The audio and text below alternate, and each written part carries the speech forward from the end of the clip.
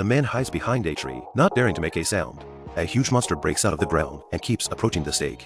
The man was so frightened that he hurriedly covered the dog's mouth, not daring to make a sound. The monster searched and did not find them. However, just when he thought he was safe, the dog suddenly broke free from his embrace and ran out, barking furiously at something in the river.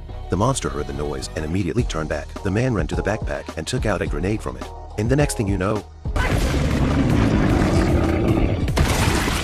and there's more than one monster like this. Frogs bigger than a man, crabs taller than a mountain. Just years ago, a giant meteorite crashed into the earth, and mankind launched countless missiles to protect themselves. Although the meteorite was blown to pieces, the explosion also produced a large amount of toxic substances that caused all the animals on earth to mutate and start to prey on humans. In just a few years, the global population was reduced by 95%.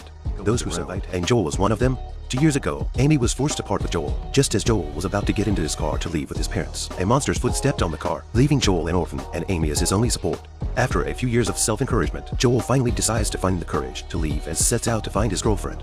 As they passed a pond, ice suddenly protruded from it. Before Joel could react, a giant frog came out and Joel was scared to death. The frog spat out a few dozen meters long tongue. Joel rushed to run away, but unfortunately, he was hit by the tongue and his right leg was wrapped up. When Joel was about to be dragged into the frog's mouth, a stray dog suddenly appeared and bit the frog's tongue, eventually saving Joel.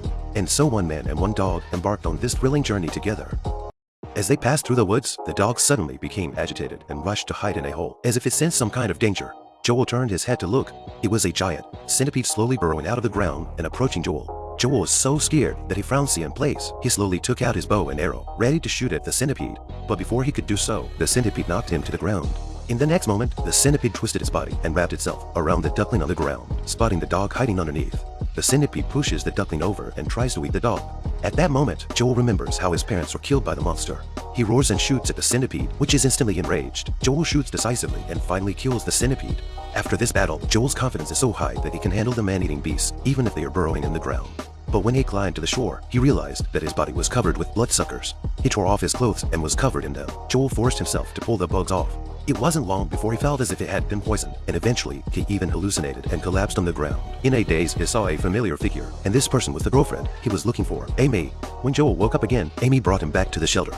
Amy thought that they could make up when they met again, but Amy said that she had a new boyfriend after all this time, and this person was the Cap.